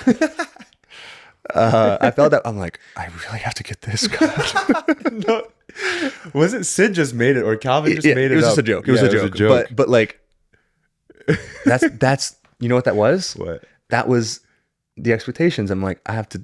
They need this, and I have to do this for them. Like, not like I didn't need that 23.5 A cut. Like in that, or I didn't even have time to ask myself if I needed it. And then midway through swimming, I was like, I'm gonna go 22.7, and then I touched it 23.4. I'm like, God, that was horrible. And that was practice number 3 in 23.4. Yeah, that was my third workout in probably 10 months. So for context, we should provide the context about the ASPA cut. Yeah, I forgot we're having a podcast here. You're right. You just forget. You forget. And time. What time is it? You have to go, Reagan, anytime. No, I'm You're good. Okay. For context, so the very first practice that Calvin and Marina did, I had no idea what I was doing. I had no idea where they were at. So I had them just do a 50 free time trial, and Calvin went 23.5. And so kind of jokingly, we said, "Hey, Drew, it's your third practice. You got to swim faster than Calvin." And then I think Sid or Calvin was like, "Yeah, the ASPA cut is 23.5." And so that's the context. So I got the A cut. Because they said if I don't get the A cut, I'm out. You're off the team. Yeah. So I was swimming to get the opportunity to choose if I even wanted to, pursue this. But so I'm glad I got the A cut. Yeah, and I'm glad you're here, because I'm happy to be here too. I think you provide. Everyone brings something different, and you bring a little bit of a different energy, which is positive, encouraging, collaborative energy to the group. Thank you. And you're fast, which helps.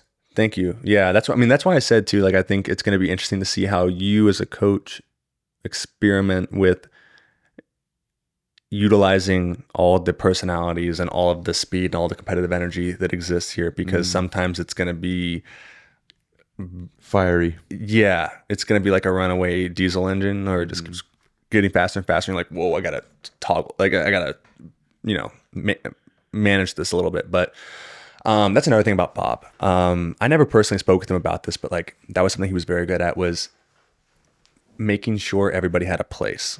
So like, everybody was the best at something and the worst at something. And then there was a bunch of like pieces that fit together in a way where you never knew which combination was who was going to come out on top.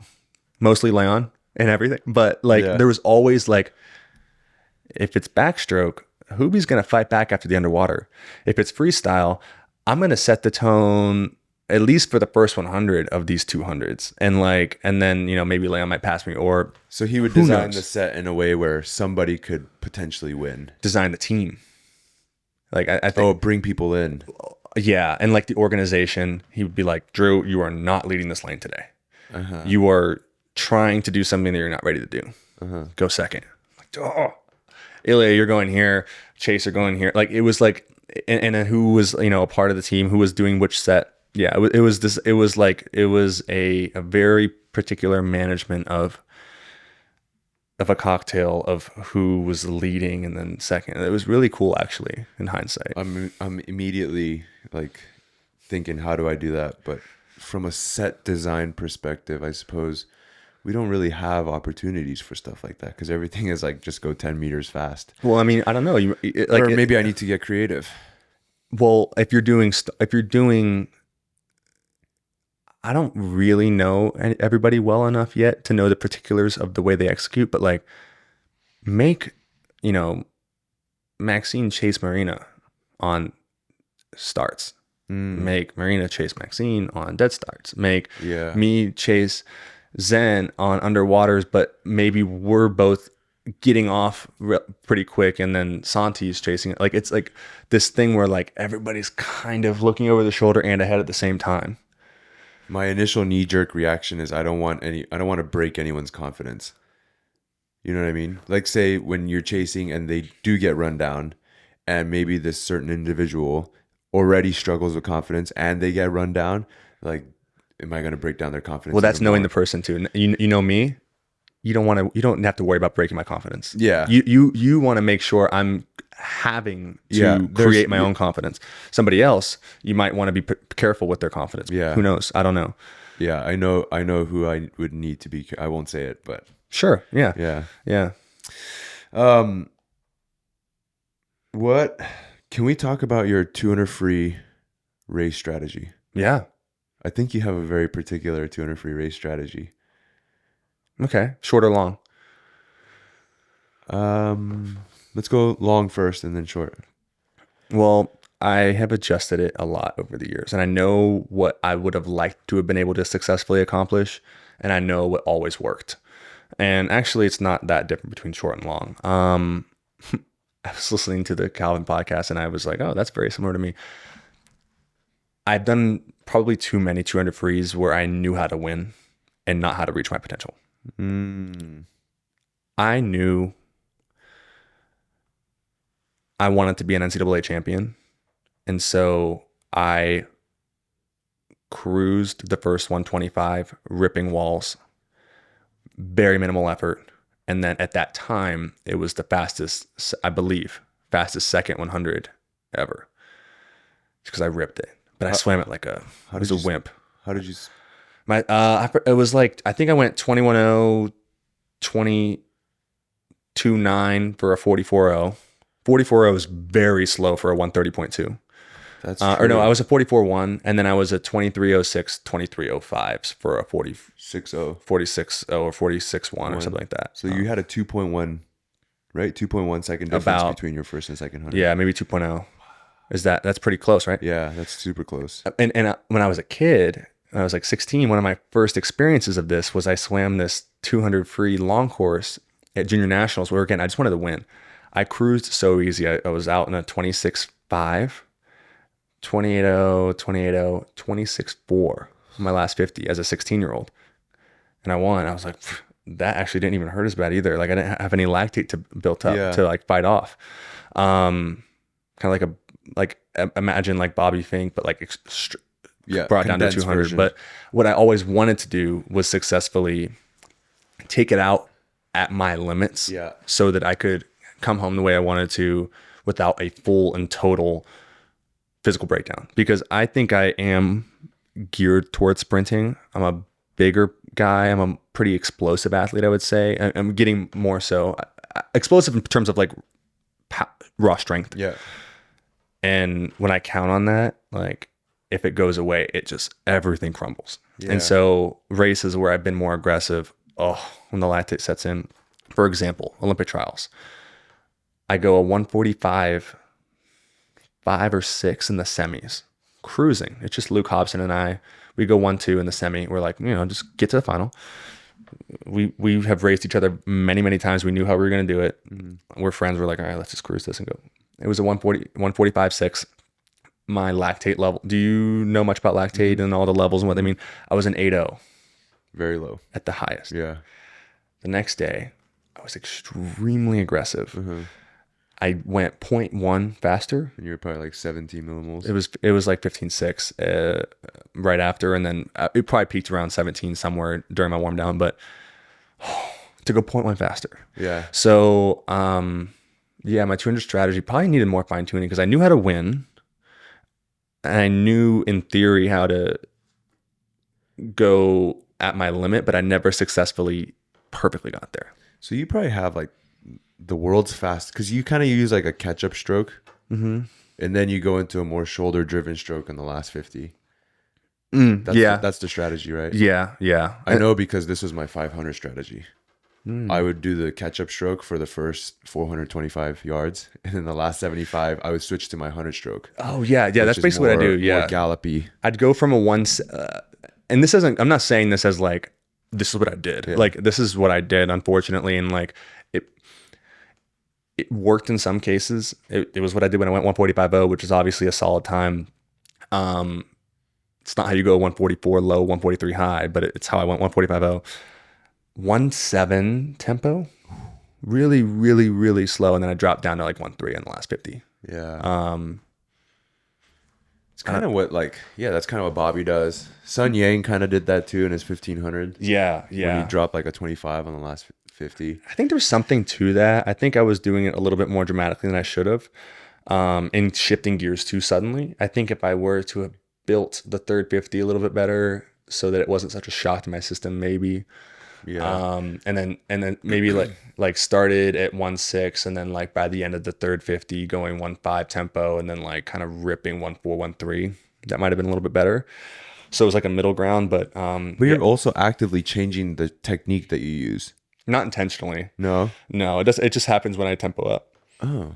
So when you're like, okay, I'm diving in, dolphin kick, I'm doing the 200 freestyle. I'm like, I'm using this technique the whole way. Oh yeah, I'm never thinking about that. Because I watched some of your races to kind of study you, and it looks like you're changing the technique. Yeah, but it's interesting because I can see visually right now in my head my races, and you're completely right, completely not intentional. Huh. Wow. I thought you were doing what I do. Because I'll use a catch-up stroke because I'm a wimp. When I do a 500, it is a little wimpy. yeah, I'll use it for 425 yards. I'm cruising, and then the last 75 I sprint. I think it's a kick thing too. I think when you tempo up and you start kicking for the first time, because I also don't really kick for the first 150. Not legitimately, in the way I probably should, in the way that Bob would definitely say I should. Yeah. Which is right. And Eddie. But all of my coaches have said go out faster. Yeah. And they're right, but it just never worked. Like Yeah. I know I need to, but I just never I never had a race where I'm like, that actually worth taking it out. It was like that was a brutal crash and burn. Once I get that back into master front end, that will be good. Yeah. Never got there. Yeah, because you're also a pretty like muscular dude. Yeah. You're not like lean. You know what I mean? Yeah. So you could probably produce a ton of lactate. Yeah. Like what's the highest lactate you've ever seen?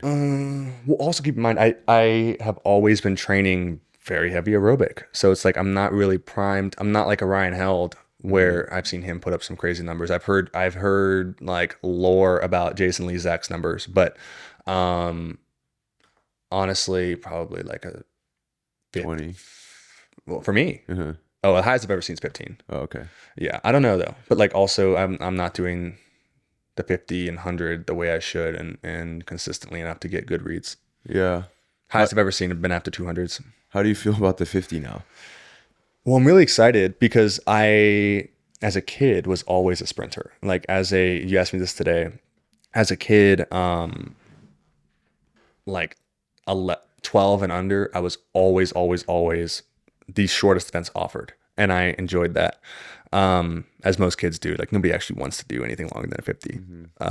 And then I think people just saw potential in my, I swear I'm not saying potential this often on purpose. Pursue potential. There's subliminal messaging everywhere in this gym. I think people saw, what I could achieve in the 200 free. And so I kind of started going longer, but I've always had a fast 50, always, no matter what my training's been. My training for the 500, 18.6, training for the 500 in high school, going 4:15, 19.3. Like I've always had a really fast 50. So, and as you've seen, really just from strength, not from technique and fine tuning details. You don't really have a great 50 free technique yet. Don't be sorry at all. Yeah. No, that's to me. I'm stoked to hear that. Like I don't want you to be like, wow, this is way better than I thought. I'll be like, well, how am I supposed to get to 21 low now? No, it's like not that we're talking about 21 low already, but there it is. Oh god, I let it slip. Like your elbow's still dropping, the lat is still dumping a little bit. Yeah, so I have a lot of room there, and I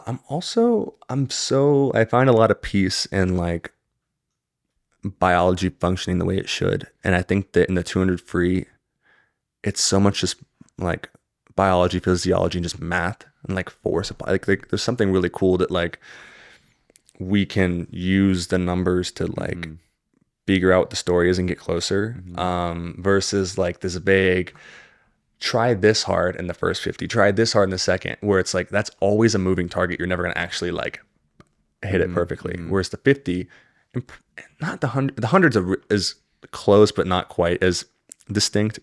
The 50, it's the same effort the whole way. Yeah. Right? Yeah, there's really no strategy. Well, there's a little bit of strategy, but what is that? I don't know. The strategy for 50 free? Yeah, like when you say there's a little bit of strategy. Like take the first 3 strokes easy. Like get into the stroke and then go. Well, we saw a little bit of that today then with trying with your kicking. Yeah, with your underwater kicking. And for context there, I'm rushing things as somebody who doesn't have, a very well calibrated 50 and sprinting set of mechanics. And so when I rush, I end up creating more drag and resistance than I should. But yeah, so I'm looking forward to figuring out like, this is the way my body's optimized to move through the water at this speed. And that's the way it works. Yeah. That's satisfying. I think there is speed and relaxation. If you watch Fred Bousquet's, I think it's 2009. Don't quote me on this. Maybe it's 2009 World Championships. It's an outdoor pool. I think it's the prelims or the semifinals. Fred goes all out for the first 35 and then shuts it down the last 15. But then I believe that ended up being his fastest time of the meet. and he like went all out in the finals and went slower. I don't quote me. Happens so much though. Yeah, but like there's If that wasn't the one, then there's definitely tons of others like that. yeah, Yeah. and you can see the stroke get actually nicer the last 15. Nicer, is that a word? Yeah. Yeah. In the last 15 because he's just relaxed. Yeah. Part of the issue with the 2 free strategy we were speaking about earlier is like in 2022, watching my race back, I'm doing this like absolute drop the hammer, give it everything I got, where I'm like, basically I'm straight arming the last 10. And David Papavici his stroke never changes the whole 200. He just steady. And that includes flags in. He just stays the same rate. But he never drops. Whereas me, I'm like all over the place. Do you change your stroke flags in? I just like basically because I'm fully, every ounce of my being is soaked in lactate. And so I'm just trying to move. So that kind of becomes this thing where I'm wobbly and straight arm and probably everything's crumbling. You always talk about your turns. Yeah. What are you thinking about your turn? You use it, you view it as a weapon of yours. Yes. And what are you doing and thinking about? I view it as a weapon of mine because in the 500, for example, I'm basically doing a full speed max speed flip turn every time. But I'm just throwing my butt at the wall and then letting my legs whip around. So people think I'm like, but it's honestly a relatively relaxed butt throw. I'm relatively relaxed throwing my butt and then my feet are just whipping. Do you think of your hamstrings at all? Yeah. It's like the tension you're using the tension of your hamstrings to snap into the wall. Yeah, but like what you just did is like you found the floor with your foot. The wall's gonna be there. So I'm never looking for the wall with my foot. I'm just like flinging it around, and then it's there. And then I kind of also start thinking of like start the push before you even touch the wall. Does that make sense? So like it makes sense. I've not always thought the touch the opposite. wall and then push. It's like I'm using my hamstring. There's tension, and I'm pre-striking, and then go. So it's like when you do pogos, you know, for dry land. To correctly do pogos, you kind of want to like pre-strike the ground before you strike the ground. So you're like thinking about strike. Does that make sense? It makes total sense, but I've had the opposite approach for turns. Interesting. Because I found that when I'm pre-striking, there's more of a dispersion of energy. Okay. So you're planting. I'm not planting. It's so so instant, but like I'm there before I'm on the wall, have my footing before I'm pushing. I'm not saying that's the best, but like I've utilized my turns in. I mean, obviously it's worked for you. Yeah, I mean it's worked for me. I don't know if it very well could have worked better. Maybe pre-striking in that way. Yeah, maybe it would have been 18-1, bro. Maybe. I know. That was the one. Well, and my technique tends to break down at speed, so like my turns are weirdly probably slower. I'm getting my feet around slower in a 50 than I am in a 500. Weird. Yeah, because I'm kicking harder, and so I don't snap my butt over as well. How many dudes in this world do you think have been sub 19 and also sub 410? Only one until Ilya Karun. He's been sub 410? Yeah. In the 5? Yeah. Ilya? I'm like fairly certain. I didn't know that. I'm like really certain he's been sub 410. Huh. Oh, also the Florida guy, no? Kieran? Not flat start, no. He hasn't been sub 19 in the 50. Can you look up Ilya Harun's 500 free time?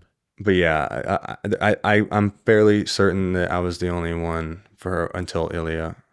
I mean, if there is somebody, I'm not sure.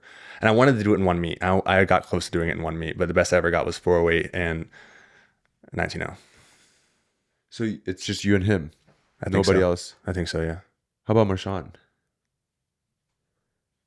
He's never been flat start. He's never done it. He's done it with a relay exchange. Yeah, and he could. He's been a flat start 40.2. He could comfortably go 18.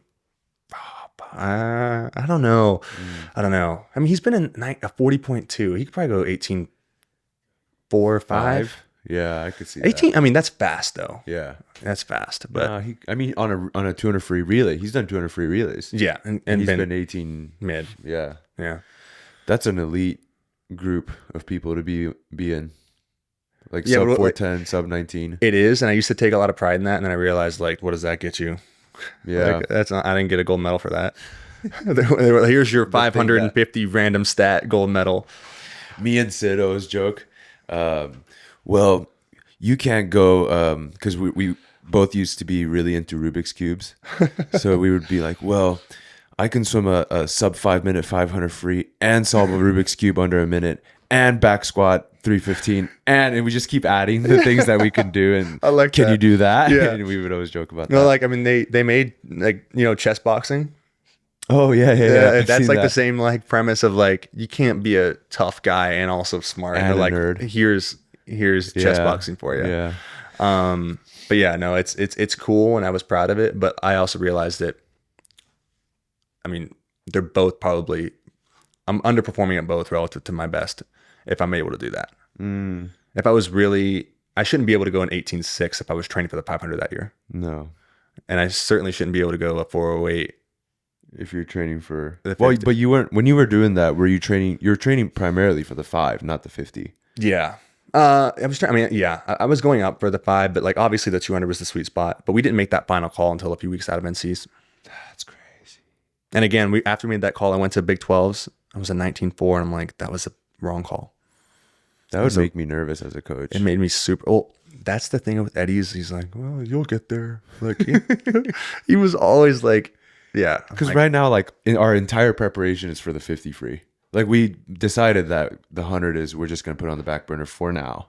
could you imagine if like 3 or 4 weeks out of trials, You're in like, hey, 28 let's throw the 200 in there. no, or yeah, or no, like, yeah, that one, and two, if I went if it was the 200, and if I go a 149, and you're like, don't worry, you'll hit that 145 in 3 weeks. I'd be so nervous. That's like low key. That 0.8 in a 50 is a lot. Yeah, That's a lot. huge. In 3 weeks. yeah.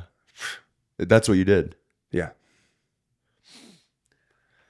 But maybe the 50 free, you hadn't quite hit your, like you weren't even close to your potential. And Yeah. so that's why it was easier. Like you were just riding newbie gains. Yeah. Right. And a shave. Like I Yeah. wasn't fully shaved for that Yeah. 19.4. Yeah, Which you're a pretty hairy dude. yeah. So that's definitely something. But Were you able to find it? It says 421, 421. that's not right. but I don't think that's right. Oh, I can't okay. find anything else. Huh. I think he has. But anyway. Yeah. Earlier, I was eavesdropping on you and Kenta. You were talking about ready rooms. Yeah. Tell me more. Well, so Kenta, our assistant coach, is studying. He was doing sports psych, and I was saying that I was asking him if he was interested in it, and I was like, because for a long time, I really didn't believe in sports psych, and I refused to do it. And And then then you're a psych major. I'm a psych major, but not a sports psych, and I was like, I'm not going to be above this and be like, I don't do sports psych. Yeah. Before the Olympics, I'm like, I'm going to pull out all the stops. And I did it.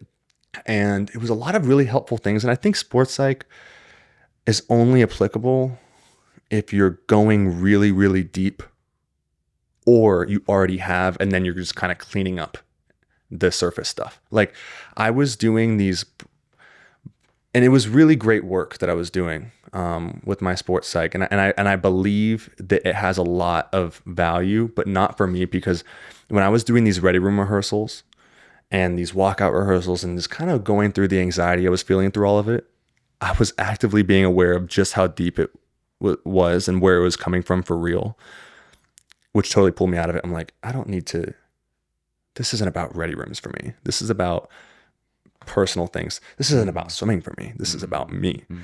And I'm sure a lot of athletes that have gone through really tough emotional experiences at high level meets could relate to that. Like the reactions that you have emotionally are not because you're afraid of a 50 free or a 200 free. Like it's because of something different.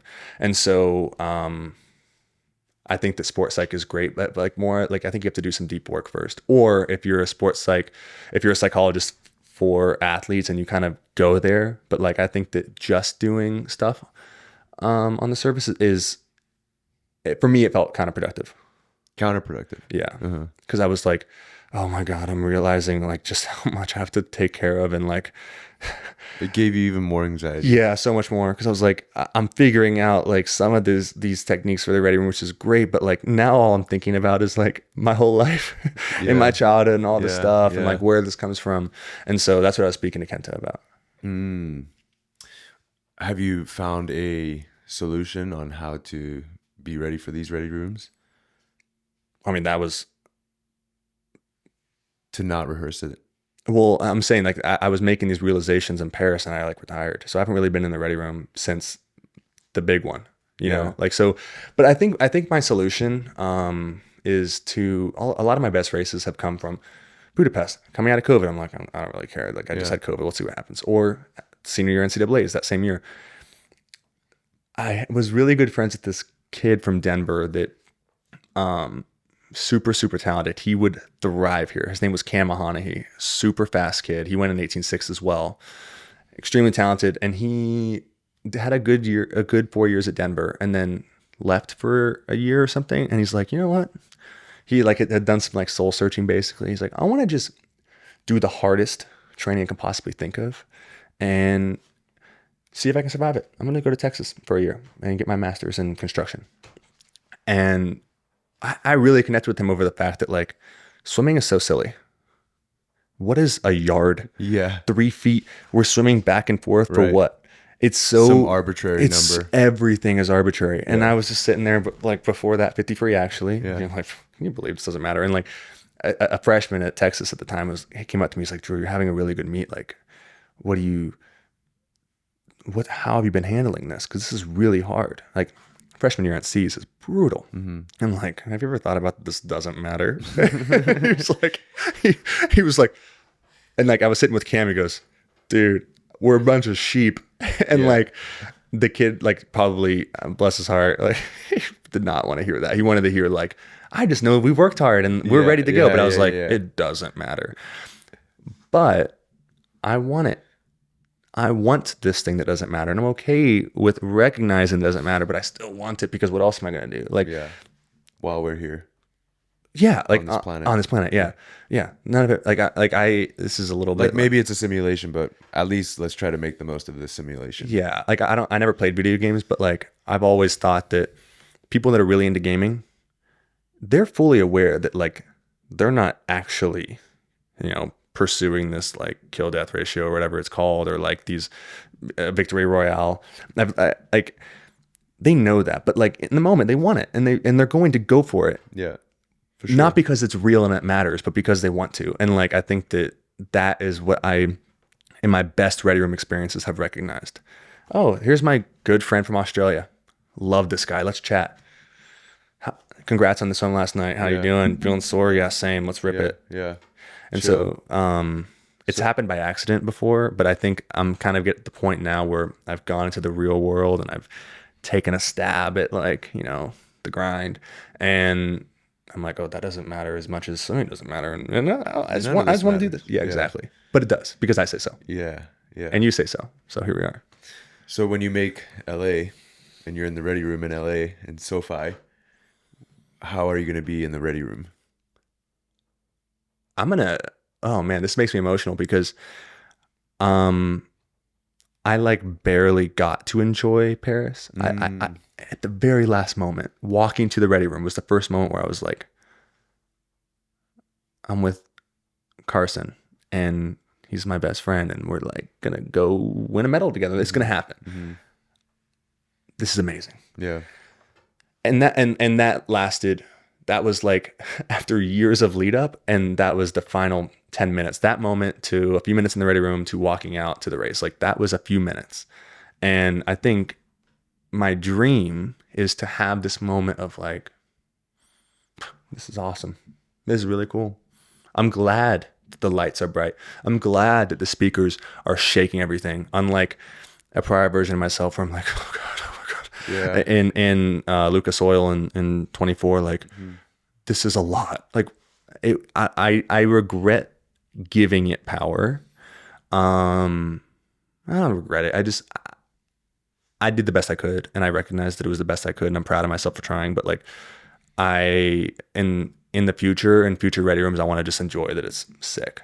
The beauty of it is that you already experienced what you don't want to experience. So Plenty of that. you know what not to. Yeah. Like I think once you like when people retire and then they come back, or even if they go coach and then they come back, they just have this new perspective on how their mindset should be, and I really wish that I could train properly, because because I did not have a good mindset with my own athletic career, but now that I've coached and seen so many different mindsets, I have so many tools now of like, oh, I tell this person this all the time, so I just have to tell that to myself. Yeah. And now I'm this like way more experienced version, and I wish I could apply it, because I think I know I can go way faster. I just don't have the time to do it. So You're like the same age as Cam and Santo. Wait, Santo's 31, right? Santo just turned 31. Yeah, we're both 31. Yeah. Wow. Cam is also 30 or 31. And so like you can kind of view it as like Pokemon. You fought all these battles and you gained all these XP points, and like how dangerous.